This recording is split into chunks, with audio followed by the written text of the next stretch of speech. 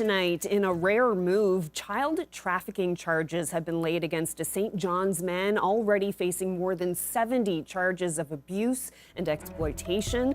That story and balanced budgets are rare in this province, but the finance minister says a proposed new Churchill River energy deal will change that pattern of red ink. Yes, I think in a general sense, the years of deficits are over. I'm Terry Roberts. I'll have that story coming up. More than 2 years after an impassioned call for a police oversight board, we still don't know if it will happen. It means accountability. It will, in essence, mean a better police force. We'll have more later in the show. A Gander-based flight training school has signed a new contract with a university in Thailand. What a better place to learn how to fly than in Gander, Newfoundland, where you could be exposed to 4 seasons in one day. That story tonight on Here and Now. This is CBC Here and Now.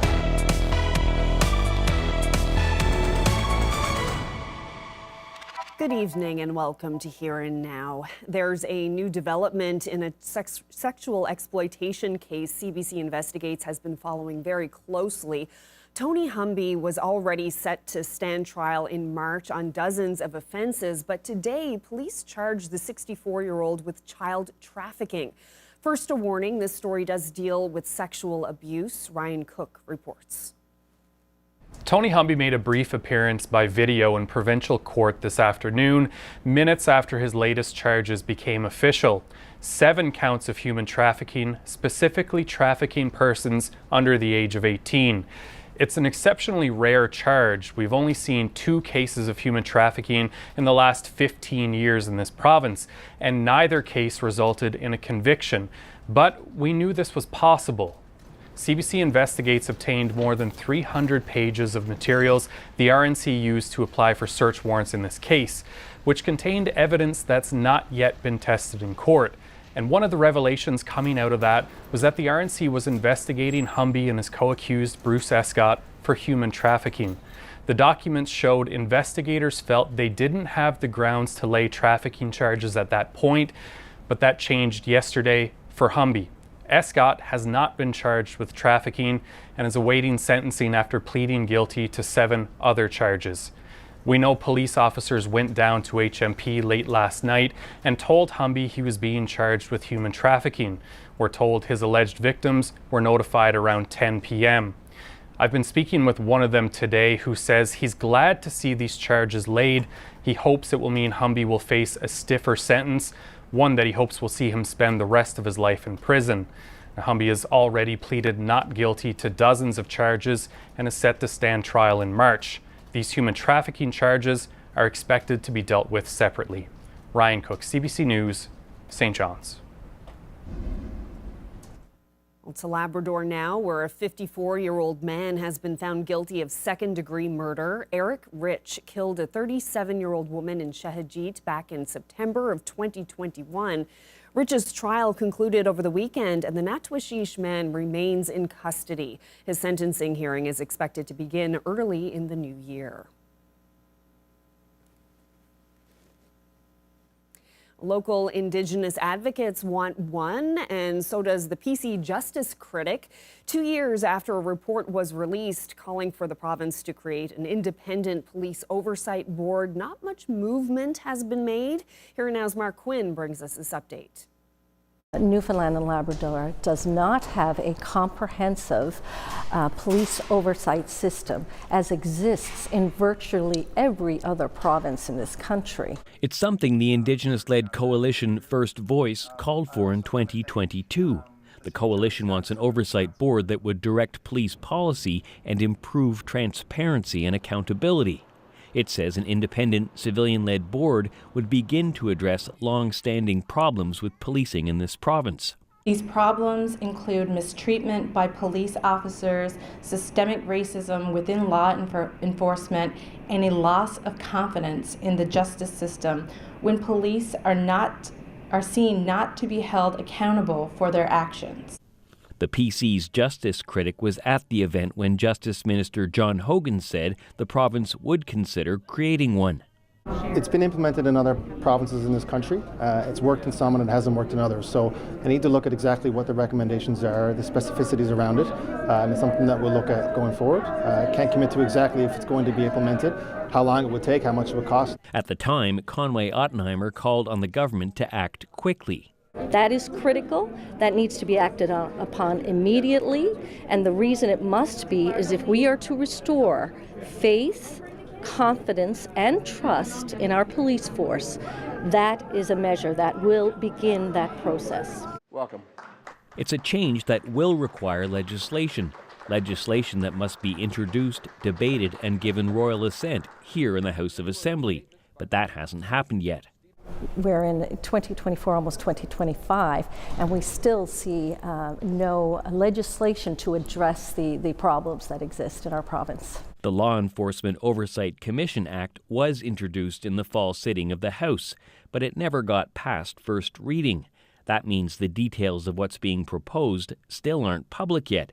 And if an election is called before the House sits again, the act would die on the order paper. The fact that they did not make this a priority and have this come forward in the legislature during the last sitting. I mean, we could have sat another few days for sure to address it, but yet it obviously wasn't a priority of the Department of Justice to get to the problems that exist with respect to policing. CBC asked the current Justice Minister to comment on the Oversight Commission Act, but we were told by his department that he can't comment on a bill that hasn't gone beyond first reading in the House.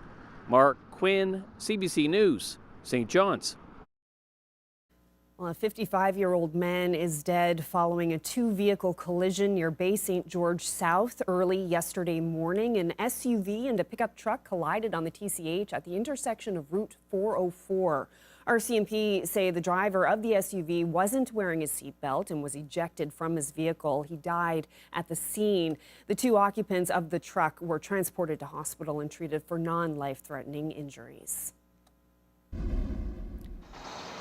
A tense exchange yesterday evening in the west end of St. John's as multiple police groups used a pepper spray ball to apprehend a suspect on the run. The man fleeing police was arrested outside the Irving gas station on Frecker Drive. RCMP say he's facing 28 charges, including trafficking fentanyl, cocaine and other drugs. Officers also seized prohibited guns, ammo, and cash. The man's arrest was part of an ongoing investigation, and police won't say more on the matter, only that the man is known to law enforcement.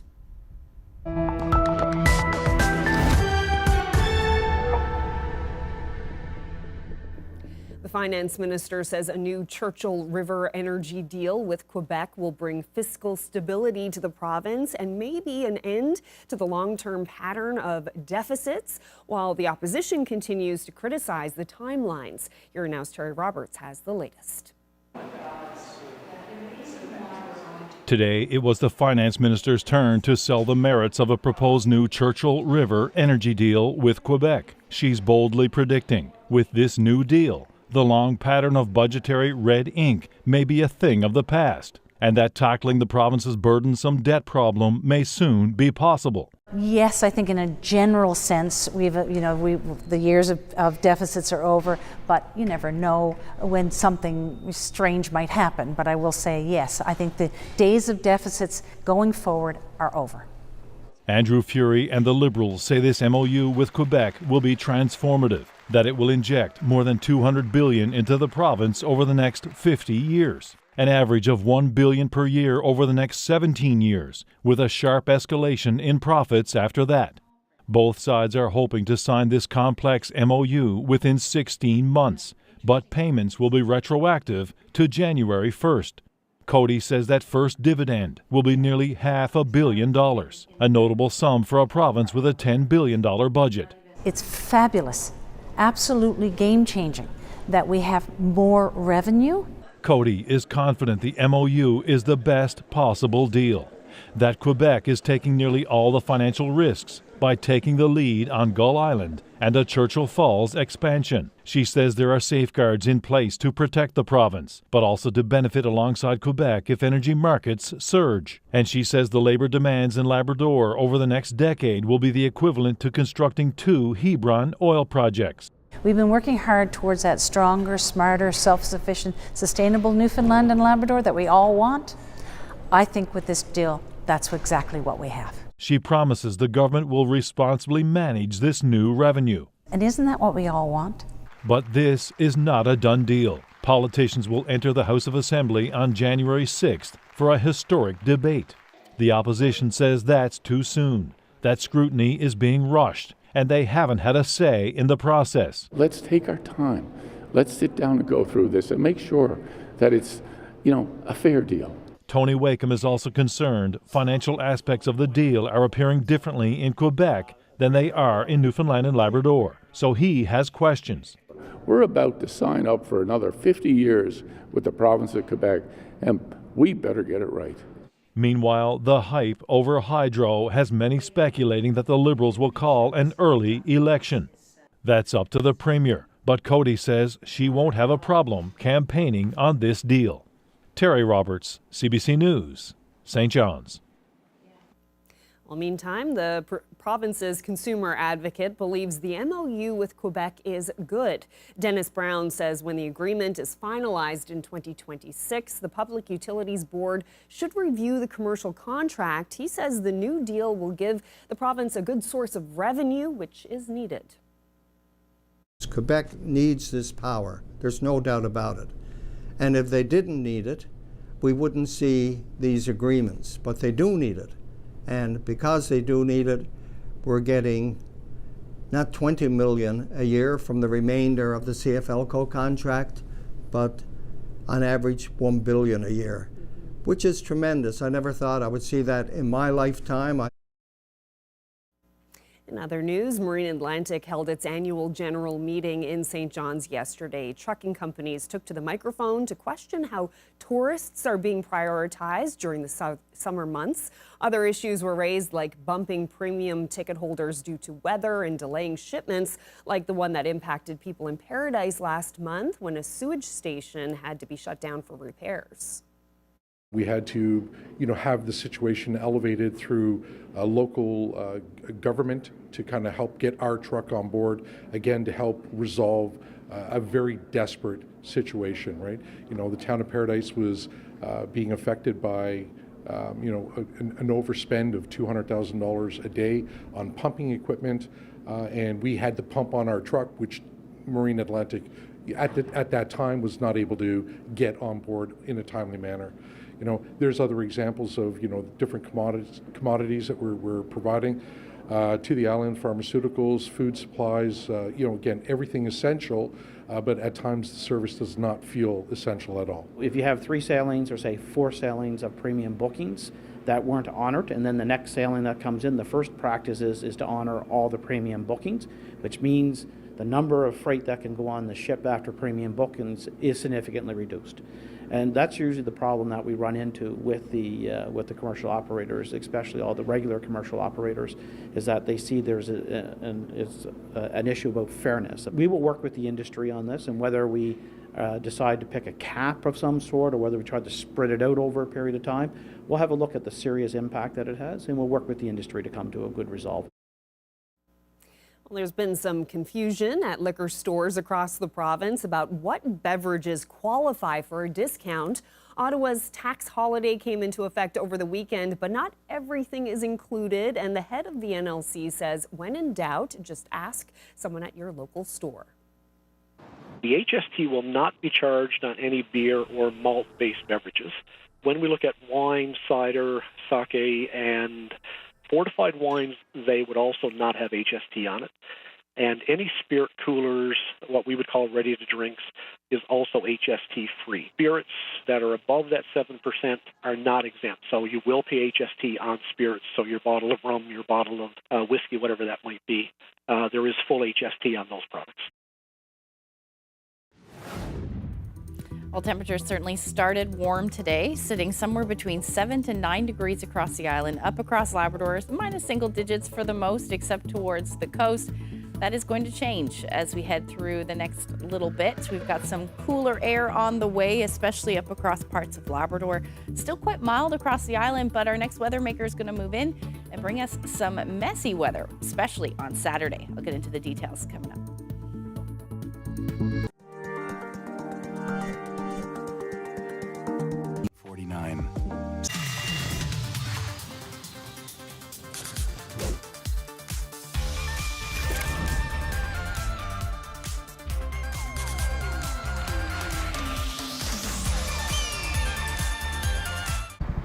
Welcome to Jackpot City, where a land of excitement is here for you to explore. Enjoy classic casino games such as blackjack, or take a spin with roulette. Explore our exciting virtual range of the best slots, including the Jackpot City exclusive Mega Millionaire Wheel. Everything's online, everything's ready, everything's for you. For endless entertainment, head to Jackpot City. Casino games perfectly made for you.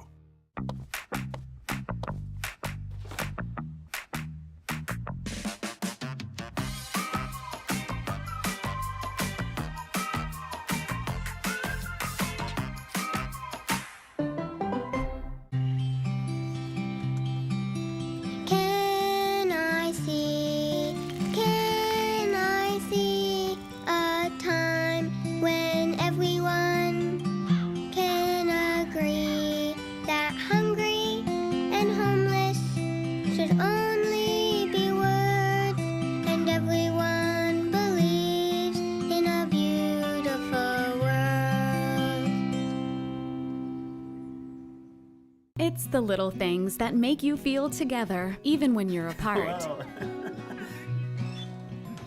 The moments you share are what truly matter, and Mary Brown's chicken is made to be shared. Introducing the new Made for Two meal. 5 pieces of signature chicken, medium taters, medium gravy, and 2 cans of pop for just $23.99. And this holiday season, you could win a trip made for 2. Only at Mary Brown's Chicken.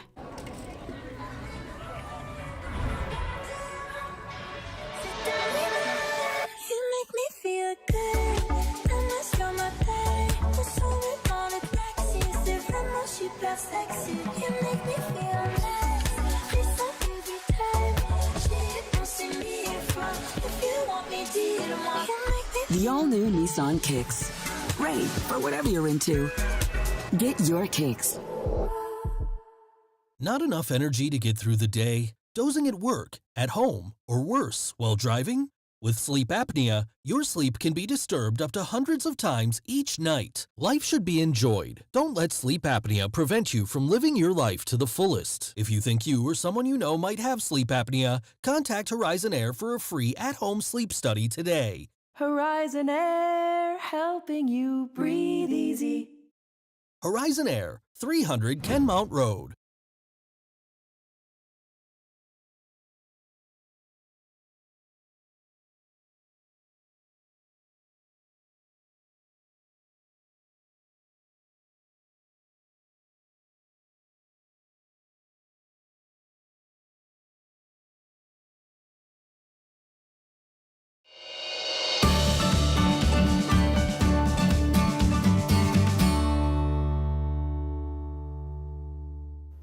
"84-year-old Agnes Brake is devoted to helping others despite being dealt a difficult hand in life. She lives with a heavy diagnosis but doesn't let that dim her light. The CBC's Layla Baudouin brings us her story. Well, this one here is an award that Minister Goody Hutchins brought me. This table is just a peek into Agnes Brake's life. With the coat of arms on, it's beautiful. I like it. Like this medal she received for years of volunteer work. There's no greater pleasure than to be able to help someone that really needs help. A feeling the 84-year-old woman has known all her life. She was just 19 when she first felt compelled to step up. When her sister-in-law was diagnosed with tuberculosis, Brake took in that sister's children, and some never left.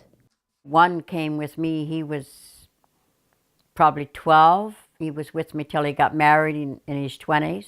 Brake and her husband had 5 children on their own, and those kids brought home more kids. In all, Brake says she's raised more than 20 of them in Little Rapids, with little money, but lots of love. Very low wages. I mean, I think we were getting $20 a week or something at that time, back in 58, 59, right?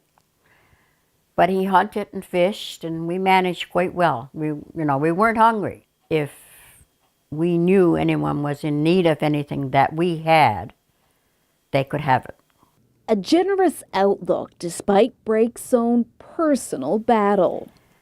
I think there's roughly 15 times I've had cancer. The first time I was told, like I said, I was just, I think I was probably in my 30s. And I had skin cancer on my back, my shoulder. That was removed, but more came back. I've had breast cancer, and I've had cancer underneath my eye. I've had malignant melanoma, and now I have leukemia. Brake and her husband have both battled cancer. They joined a support group in Corner Brook, which she later ran for 25 years.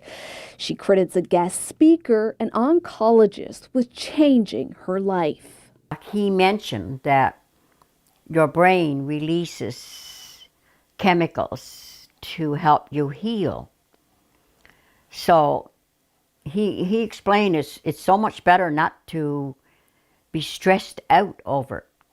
And it's for me, like I even now, like now on the phone, and sometimes someone will come to visit me, I still talk to them. Yes, I have cancer. Yes, people die with cancer, but people live with cancer too. And I'm definitely proof of it. And I mean, I have leukemia. My husband had the same leukemia. He lasted 5 months.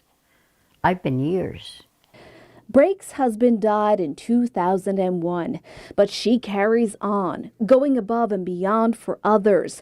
She recently helped a new Ukrainian family. The night before last, the family came here and we had Ukrainian Christmas right here in this little living room. And her family continues to grow. I have a young lady, Filipino worker, that comes for 2 hours a day, a bit of home care. And she calls me Lola because Lola is grandmother in Filipino language. There's probably 25 Filipinos up in Pasadena. And I say 10 of them come to visit me and say, "Hi, Lola Agnes. Hi, Lola. Hi, Lola." They come to her and she goes to them, like here, to visit her 90-year-old neighbor, Beulah Moores. Hello. Despite the loss, despite the hardships, and despite her age, she continues, focusing outwards on helping others, and has no intention of slowing down. Layla Baudouin, CBC News, Pasadena.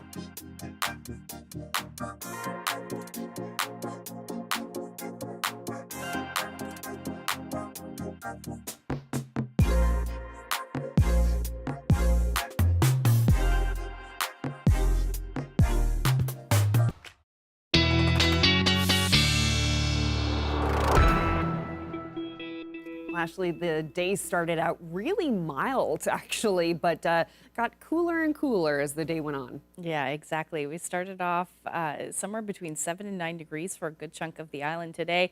Very different story now. Let's take a look at what's going on. About 3 degrees in St. John's right now. Well, really all across the island, somewhere between 2 and about 5.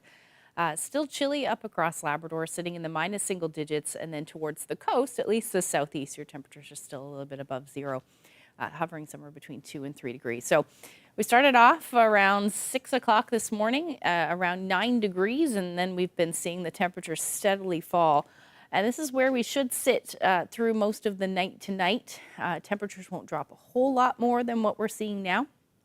But overall, clouds have just been on the increase for a good chunk of the afternoon. But we've got this next system just back to the west, starting to move into parts of the Maritime provinces right now, where you're seeing showers, but that will continue to move in through the overnight, and eventually as we get through the day tomorrow. It's going to be a little bit of a messy day. So as far as the forecast goes for tonight, just expect a few flurries up across Labrador. Nothing substantial, but certainly still that chance. That will be the case for the west coast as well, particularly in the higher elevations through the overnight. Other than that, we'll see that system, at least the first part of it, start to move in past about 3 o'clock or 4 o'clock in the morning, and then eventually that will deteriorate as we get through about 6 or 7 o'clock in the morning. So overall, like I said, temperatures between 0 and about 3 degrees overnight tonight. Winds will be out of the southwest between 20 to 40 kilometers per hour. Up across Labrador, generally minus teens tonight, so it's going to be fairly chilly for the north and the west anyway. Central and southeastern portions of Labrador will sit into the minus single digits. Now into tomorrow, as that system moves in, temperatures are going to be relatively mild, likely seeing either rain or snow falling. Higher elevations, temperatures a little colder, even that far up. So this will likely fall as snow for you. And it does look like that rain-snow line will straddle somewhere between the Grand Falls, Windsor, and Gander area. Anything east of that should fall as rain. And even as we head into the afternoon hours, some of these showers could be fairly heavy at times for eastern Newfoundland. And eventually we'll see that across the Avalon as well. Now, in behind this system on Thursday evening, or through the evening hours on Thursday, we're still going to see some snow, particularly for the west coast and southeastern portions of Labrador as well. But in behind that, we should see some clearing skies, especially up across Labrador and eventually into Friday morning as well. So as far as the snowfall amounts go, this should be the highest elevations will likely see the majority of the snow, 5 to as much as 15 centimeters. Otherwise, likely between 2 to 5 centimeters, except the long-range mountains were kind of a bullseye there of seeing potentially significant snowfall. Southeastern Labrador, you'll see somewhere between 5 to as much as 10 centimeters of snow by the time that's all said and done. The other thing is the winds are going to ramp up. Tomorrow evening, particularly for eastern Newfoundland, we could be talking about 60 to as much as 90 kilometer per hour wind gusts. They won't last long. We'll see that continue through the night into tomorrow morning. We'll say goodbye to the strong winds, at least for now, because by the time we get into Saturday, another system is going to move in. Temperatures will sit between 7 to 11 degrees tomorrow. For the east, central, and west coast, you're looking at temperatures between 1 to 3 degrees. And then for Labrador, towards the southeast coast, you're looking at temperatures between 0 and about +1. Again, that's where we should see most of the snow. And then the northern portions of Labrador, actually pretty nice, but chilly tomorrow, sitting around -11. And then Lab West, you'll see some flurries tomorrow with northwesterlies gusting between 20 to 40 kilometers per hour, and the potential for some flurries. So, like I said, Saturday, a big travel day. I've been talking about it already. Environment Canada has a special weather statement in effect, and we'll talk about that in the long-range forecast. Thank you, Ashley. Well, Gander Flight Training is bringing back a partnership with a private university in Thailand. That contract means Asian students will once again be traveling here to learn how to fly. Your Now's Troy Turner has that story. It's a long way from Thailand to the island of Newfoundland, but dozens of students at Gander Flight Training will soon make the trek here to experience 4 seasons in a single day. Because when it comes to flying, those are the perfect conditions for practice. We've been training pilots for over 30 years, so we have a lot of experience. We're a family-operated business, so of course we have a vested interest in our students. And then we have the weather patterns, the community of Gander, Nav Canada, the Gander Airport, all of the things that just logistically line up to give students a great training experience. For years, Gander Flight Training held a contract with Rangsit University, but the pandemic put that arrangement on hold.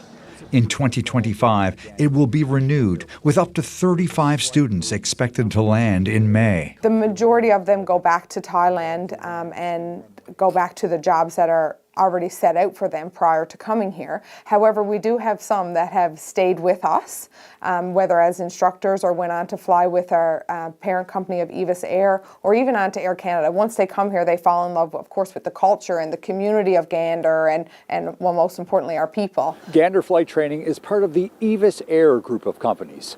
Aviation founder and former president Pat White died last month, leaving behind an aviation legacy. He was also a father who shared his expertise with his family. We miss him with us to give us all of the tidbits in our ear, but he's given us a lot of knowledge leading up to, so he's equipped us well. And Mom is here at the helm, of course, and her experience is just second to none.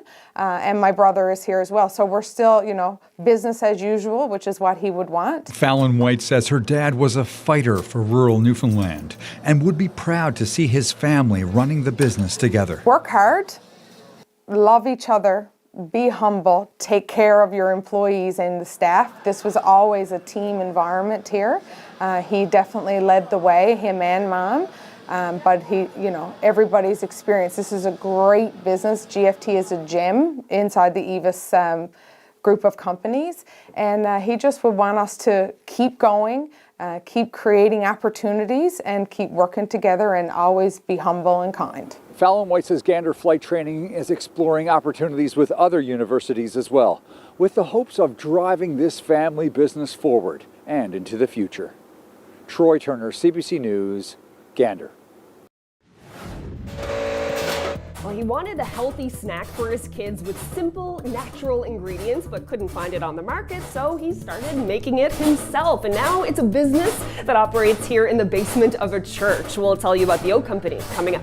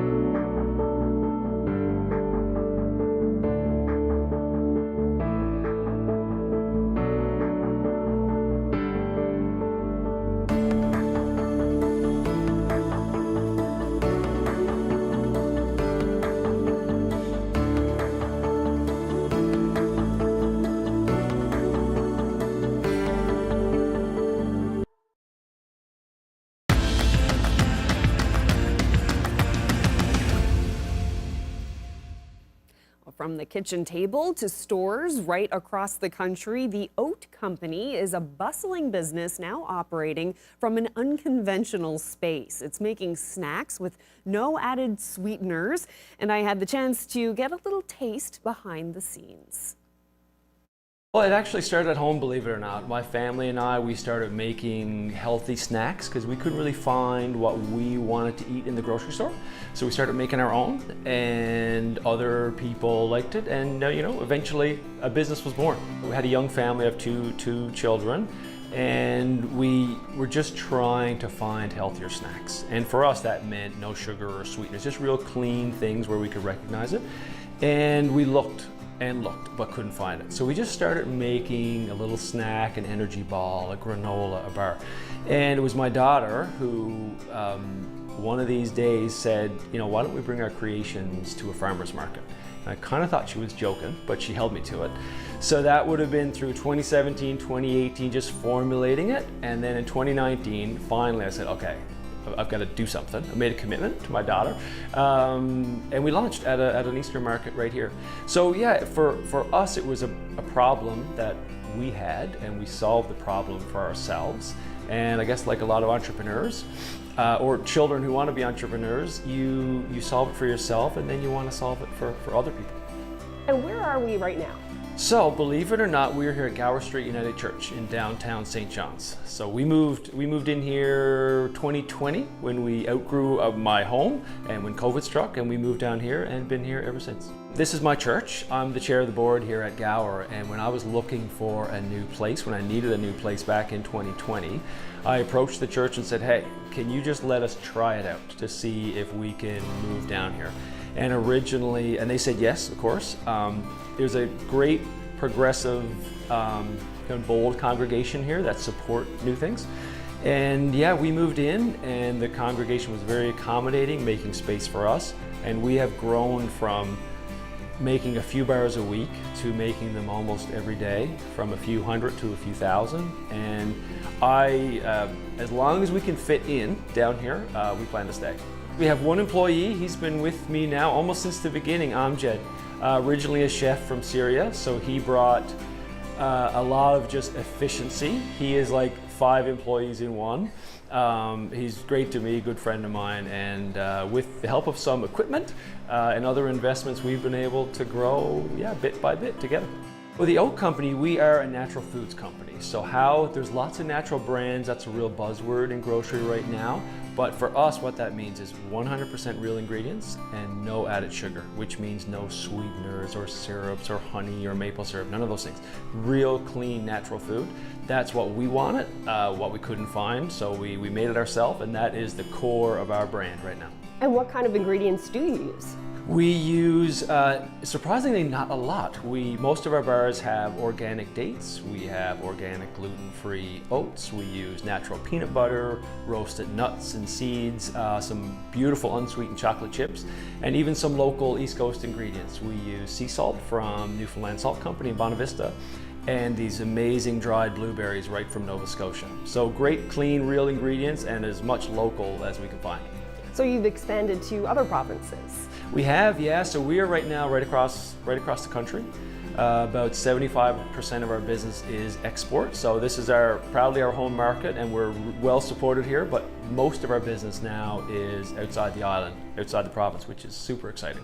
We have an area of the church that's all ours, so we're here in our wrapping area for all of our energy bars. So we mix them, and then we form them into bars, the exact shape we need, and then when they're ready to go to our customers, we wrap them here on this machine, so they're ready to go. How many bars do you pump out in a year? Oh my goodness, it would be over 100,000. We're probably around 150,000 bars now. Bars and bites, which is the same recipe. We just cut things a little bit differently, but bars are the number one. What is your ultimate goal with this business? Well, we'd really love to be, a North American brand. Like, I'm excited about what we make, and I love meeting people who had the same problem we did. Like, couldn't find a snack that they really felt good about eating, and they discovered us. And they always write to tell me, which is just amazing. So to think about taking that story and that connection And our solution to that problem, like taking it right across North America, is exciting. And when we see our product resonating with people in Kamloops, in Calgary, and everywhere in between, it gives you hope that, well, maybe, you know, this little tiny business in downtown St. John's can grow even further. So that's what we're working on.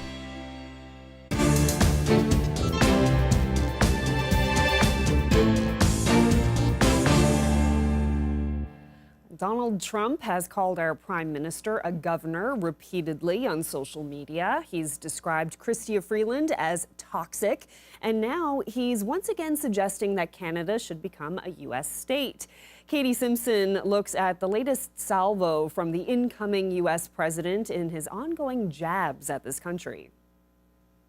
It was 3:23 in the morning when Donald Trump took another swipe at Canada on social media, again needling his neighbor to the north. It begins with a broad and inaccurate complaint about the trade deficit. He describes it as a subsidy, claiming it's around $100 million. It's followed by this. Many Canadians want Canada to become the 51st state. They would save massively on taxes and military protection. I think it's a great idea. Republican lawmakers on Capitol Hill largely brushed off our questions about Trump's repeated quips. Donald Trump keeps talking on social media about making Canada the 51st state.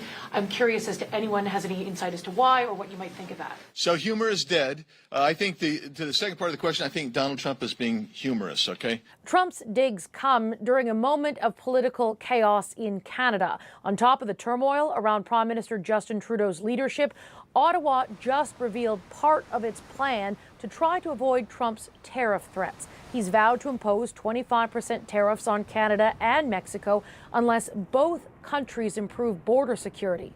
Canada announced it will spend $1.3 billion to make the border with the U.S. more secure.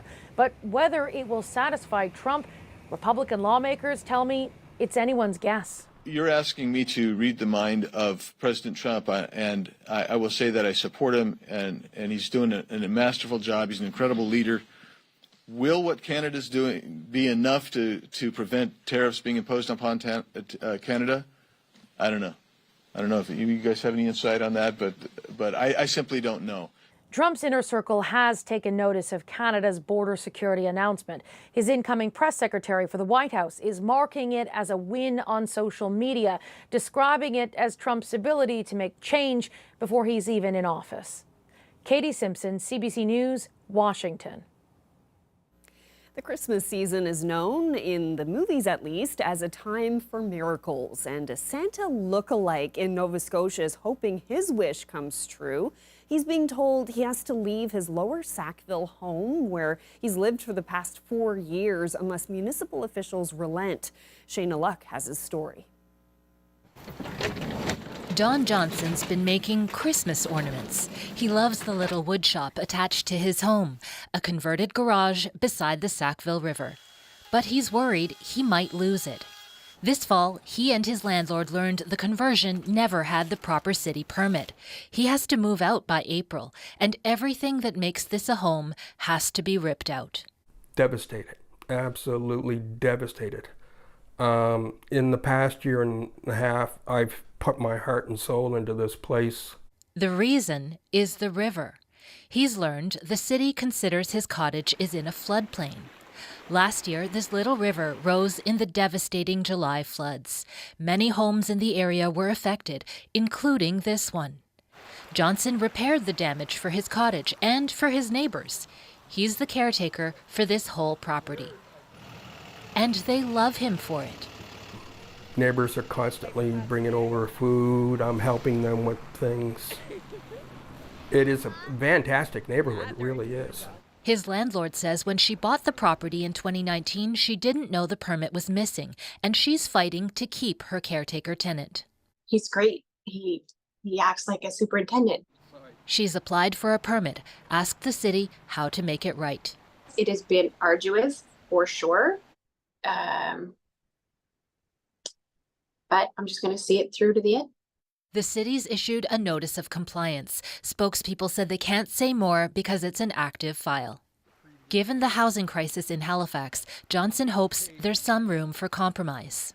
If I'm willing to take the risk and the landlord's willing to take the responsibility with the housing situation as it is, why not? Why not let me stay here? If not, this will be his last Christmas here. Shayna Luck, CBC News, Lower Sackville, Nova Scotia. Well, if you have a young fan of the Theodore Tugboat in the room, you may want to ask them to skedaddle for a few moments. Just have a listen to this. Theodore. Yes, the Tugboat was the namesake of a beloved children's TV show that aired on CBC between 1993 and 2001, but its life-size replica is in trouble. Theodore 2, as it's known, has taken on water and is partially submerged, stuck in mud where it had been docked on Lake Ontario near St. Catharines. It's not clear what happened, but the owners of the 65-foot replica say they're committed to refloating Theodore and presumably returning to promoting Canada's waterways and Great Lakes.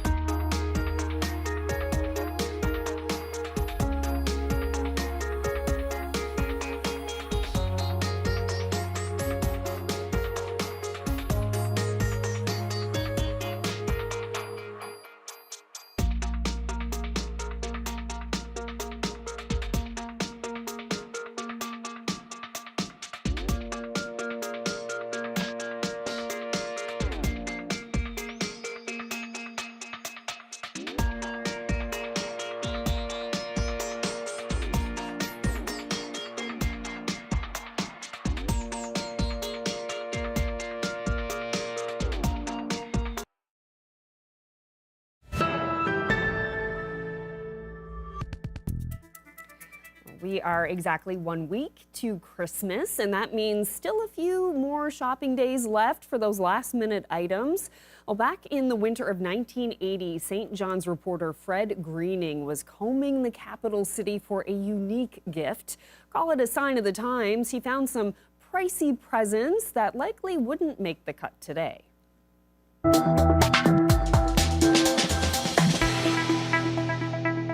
We began our search for something a little different at Burke's in the Avalon Mall.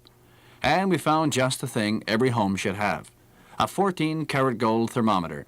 And it's yours for only $475. If you want to pick your teeth in style, Burke's can outfit you with this neat little toothpick.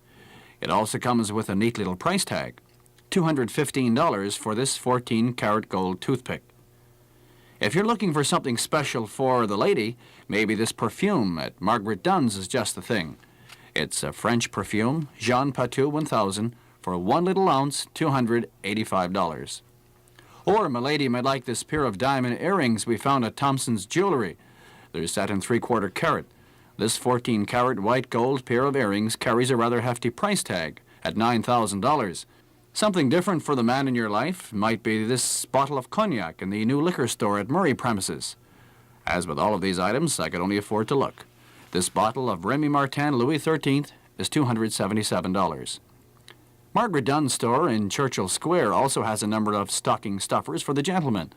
This glass in brass holder for business cards is yours for $32.50. Or if he needs something to keep the old mustache in shape, this kit containing a mustache comb, brush, and scissors for $14.95. Thompson's Jewelry is obviously keeping an eye on the oil business. This 14-karat gold oil derrick with 3 diamonds can be had for only $450. How about this idea? A nice brooch from Burke's for the lady in your life. 18-karat yellow gold, diamond, and ruby set, yours for $2,000. The chic ladies' clothing store at Murray premises have some nice Italian leather handbags for $198.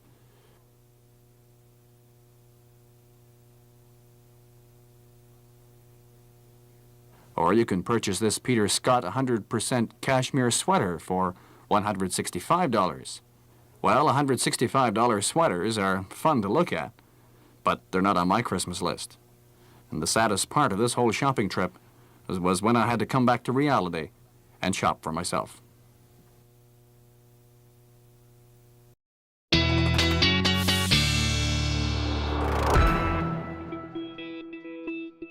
Oh, yes, how things have changed. $5.76 for that sweater, but $165 for a cashmere sweater. That's pretty good. It was 1980. That's true. I like the little brooch. Cub brooch. Yeah, that's cute. Okay, so let's have a look at the long-range forecast. Looking ahead to the weekend, and things are, well, they were last night going up to the double digits for Saturday. Still looking that way for parts of the province. It's going to be a little messy though. Unfortunately, really busy travel weekend for sure. And shopping. It's going to be messy. Let's take a look at what's going on out there. So Thursday evening, tomorrow, we're going to be dealing with an area of low pressure. That's going to move out. Friday's actually going to be fairly quiet. We're going to sit under a ridge of high pressure. Temperatures are going to drop back down. We may see a few flurries in the mix, but overall, the quietest of the next couple of days, that's for sure. Temperatures are going to sit well below zero for the west coast. Central, you'll see temperatures in the minus single digits as well. We should stay above zero for the Avalon, around 2 degrees. And then we've got some chilly weather up across Labrador as well. Minus single digits to minus double digits. The coldest air will be for the west, but you should be sitting with some sunshine. Then our next weather maker moves in. Environment Canada has a special weather same in effect for all of the island and including southeastern portions of Labrador from Cartwright southward. So essentially this area of low pressure is going to start to move in through the first part of the morning on Saturday. It is going to bring some windy conditions, some snow to start, with the potential for some ice in there. So either some ice pellets or some freezing rain. Mostly this will fall as rain for the Avalon and the Burin Peninsula as that rain-snow line or mixing line moves towards central into the afternoon. We could be talking about extended periods of freezing rain.